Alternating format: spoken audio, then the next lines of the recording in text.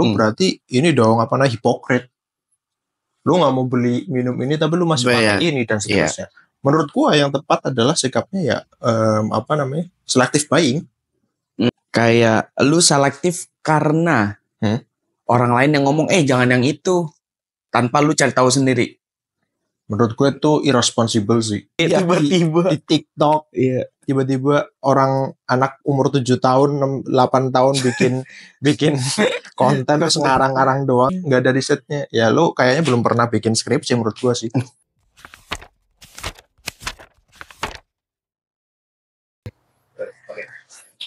Oke. Kata nih, Tedong. Nih belakangan kan kita ada boykot segala macam. Nah, yang gue bingung gini, temen gue tuh banyak yang boykot. Gue suka beli kopi lah di yang suka ada di kantor-kantor. Terus dulu tuh sebelum ada boykot gue ajak mau. Tapi setelah ada boykot enggak lah, nggak mau yang itu. Yang ini aja gitu. Tapi kan kalau misalkan semua orang kayak gitu, boykot-boykotan, yang punya perusahaannya kan pasti lama-lama hancur lah. Maksud gue, jadinya kita yang harus orang bisa kerja situ malah nggak punya pendapatan. Menurut lu kenapa harus ada boykotannya? Iya, pribadi lah ya. Kalau gue sih ketika mempelajari hal ini gitu ya. Pertama ada fatwa MUI yang menyatakan hal tersebut. Jadi menganjurkan untuk tidak memberikan dukungan dalam bentuk apapun ke Israel gitu. Jadi secara fatwa ada gitu. Cuma dia nggak melampirkan dalam tanda kutip ya. Dia tuh nggak ngelampirin brand ini yang memang terafiliasi level sekian. Nggak ada. Cuma fatwanya dan fatwa itu benar lah istilahnya. Karena kan kita melihat faktanya kan ya terjadi almost genocide lah bisa dibilang kan, genocide di sana gitu. Dan dari segi politik politik hubungan internasional kita luar negerinya gitu kan memang kita strict banget sama hal tersebut kan. Sering banget kan dari Kemenlu yang zaman Jokowi waktu itu gitu ya kan walkout terus kan. Sering, maksudnya kencang banget gitu loh. Dari segi negara memang tidak mendukung, MUI ngeluarin fatwa yang sama gitu. Nah permasalahannya tinggal pelaksanaan di lapangan. Jadi masalah kan itu kadang menentukan yang dimaksud dengan tidak memberikan dukungan gitu kan. Itu bentuknya kayak gimana? Satu yang jelas kalau misalkan ngepost ya yang empati lah. Contoh kan ada kemarin yang kasus anak-anak yang lagi makan terus ngece-ngece gitu, lu tau gak? Yang terus malah jadi bulan-bulanan dibully viral, bully cyberbullying. Kan itu nggak empatik kan. Benar. Gue terlepas itu orang, maksudnya itu anak-anak agamanya apa ya. Tapi kalau misalkan ada orang lagi perang masalahnya itu bahkan one sided war lah, nggak bisa dibilang perang ya. Lu dibombardir kayak gitu. Terus malah lu dijadiin bercandaan ya. Orang yang memang punya rasa empati terhadap kondisi di sana ngomel lah pasti. Dan konteksnya adalah 90%-an, kalau nggak salah ya 90%-an lebih kan masyarakat Indo Muslim. Betul. Anda menyatakan kondisi seperti itu ya menyulut api gitu kan. Jadi jangan menunjukkan hal yang tidak empati. Terus yang kedua dari segi yang konteks masalah beli dan tidak belinya. Nah, ya kan, maksudnya mengkonsumsi produk maupun jasa. Jadi kalau menurut gue pribadi sebenarnya kata boykot ini kan sama sekali tidak melakukan pembelian, tidak melakukan konsumsi yang memang terafiliasi dengan paham tertentu atau mungkin hal yang lain gitu. Misalkan kayak orang vegan atau yang nggak makan ayam, nggak makan nggak makan daging, veggie sama vegan lah. Iya itu. Dia nggak mungkin mau makan di resto yang ada seperti itunya gitu kan.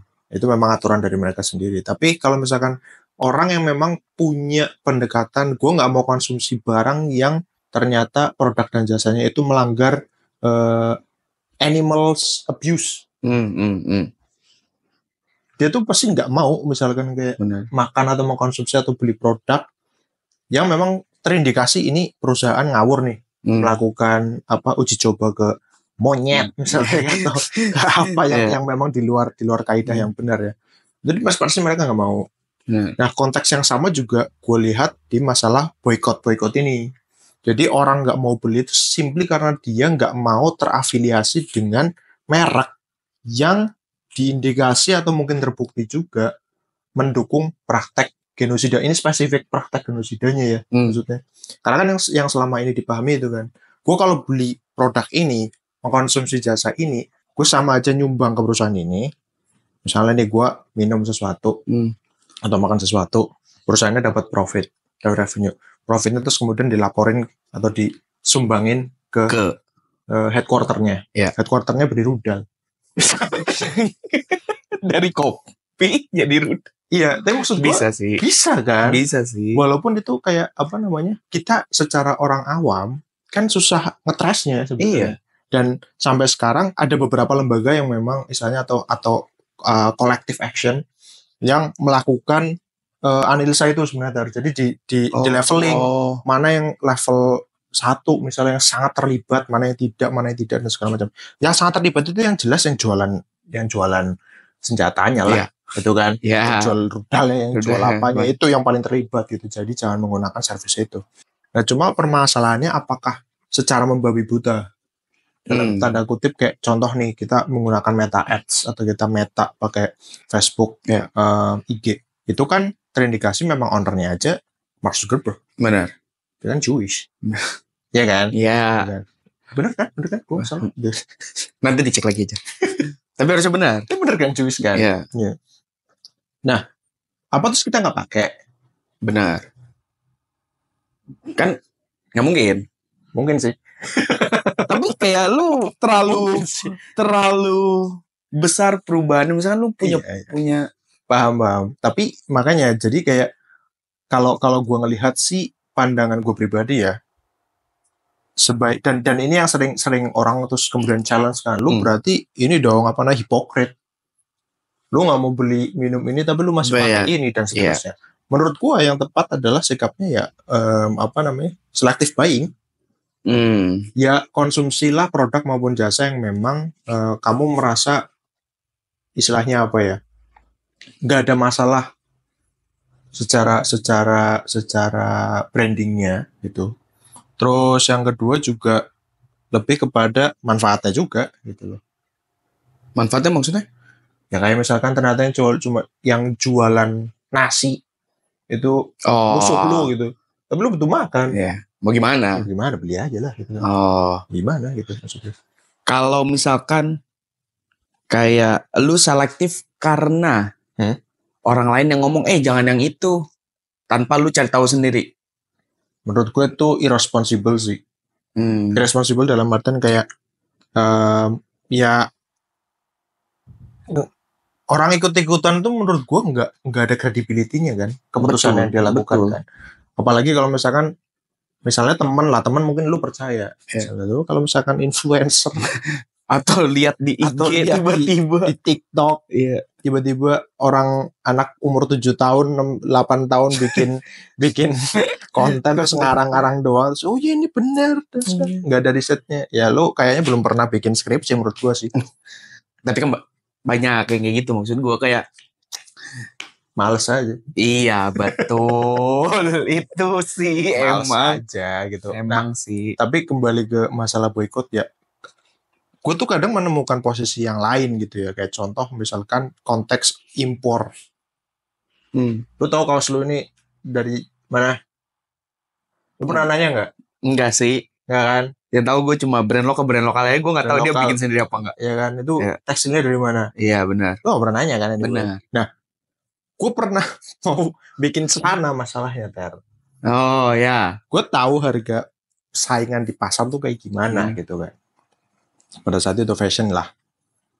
Harga yang dijual di marketplace itu let's say 25.000. Lo tahu harga ongkos produksi di Indo berapa? Berapa? 25.000. Kok belum dapat untung? Kok bisa harga jual sama harga produksi sama? Lo tau itu barang dari mana? Dari China. Exactly the point. Lo tahu efek dari dibukanya keran dalam tanda kutip nggak terlalu diatur banget. Apalagi ini kita nggak ngomong yang ilegal lah, yang legal dulu lah. Yang legal aja yang bayar pajak dan segala macam. Banyak importer gede yang belinya tuh luar biasa, kuantitinya banyak. Lo tau berapa perusahaan tekstil yang gulung tikar di Jawa Tengah gara-gara batik itu diimpor? Batik cetak lo bos, diimpor. Cina tuh bisa bikin apa aja. Keren emang. Tahu kan dia ada dapat ini kayak batik nih laku nih di Indo nih. Motifnya di copy, tak jual setengah harga. Terus pembeli sama penjual di sini gitu ya. Penjual tuh dalam artian yang punya toko online ya. Bodoh amat. Benar. Orang gue boleh aja dari sana lebih murah. Pembeli dapatnya murah. Bodoh amat itu. Apa namanya? Buatan Indo apa bukannya? Terus yang kena layoff berapa ribu tuh? Gak pernah di-up. Perusahaannya pada tutup. Apa itu kalau bukan hipokrit kalau kayak gitu istilahnya? Benar sih. Jadi kan maksud gue kayak tergantung isu apa yang memang lagi sangat tinggi kan. Kalau isunya sama-sama menghasilkan, misalnya ya lu nggak usah boykot gitu istilahnya. Iya. Karena nanti impactnya adalah banyak orang yang di layoff. Gitu. Benar. Ya lu jangan beli kaos dari Cina. Yang which is juga gak bisa kita selektif juga kan. Maksudnya kayak orang yang ngomong jangan boykot ya. Jadi kayak dua pihak ini menurut gue punya pandangan yang sama. Dan ketika gue melihat ini terlepas dari isu politik dan juga ininya, ini fenomena bisnis. Iya sih. Literally fenomena bisnis. Ini kita belum bicara potensi bahwa ada black campaign. Iya sih. Ditunggangi dan segala macam, nggak ngerti kan. Iya kita nggak bisa ngelihat itu juga. Jadi pandangannya adalah ya kita sebagai buyer tuh punya power untuk melakukan seleksi, untuk melakukan pembelian, dan itu kita punya hak masing-masing. Gue mau beli apa, gue mau beli yang kayak gimana, silahkan pilih sendiri-sendiri. Kalau memang orang yang nggak mau terafiliasi dengan brand-brand seperti itu dan kemudian narasinya sesimpel itu aja, aku nggak mau terafiliasi sama itu, ya sudah gitu. Ya sih. Ya kan. Ya. Terus ketika yang kontra bilang ya tapi kan lu gara-gara nggak makan jadi banyak atau nggak minum jadi banyak yang layoff gitu kan. Jadi juga ada impact yang lain di industri lain gimana gitu kan. Kita nggak ngomong yang makan sama ayam. Terlalu banyak lah variabel. Banyak banget. Jadi maksud gue kayak ini fenomena sosial yang terjadi. Bukan dalil lah istilahnya. Fatwanya ada gitu ya. Cuma pelaksanaannya ribut di lapangan. Nggak ada ya dari MUI nggak ada list. Nggak ada lah. Nggak ada bikin klaim kayak gitu. Kenapa ya? Nggak ada dan waktu keluar klaim-klaim brand-brand mana itu, gue nggak tahu itu sebenarnya sumbernya dari mana. Iya, siapa yang bikin ya? Siapa yang bikin? Kan banyak yang beredar kan. Ini bukan berarti gue nggak bilang gue mendukung prakteknya ya, bukan sama sekali nggak. Tapi maksud gue lebih ke nge-trigger orang kritis gitu loh. Lu lihat list kayak gitu, itu sebenarnya dari mana, men? Bener. Iya kan? Iya.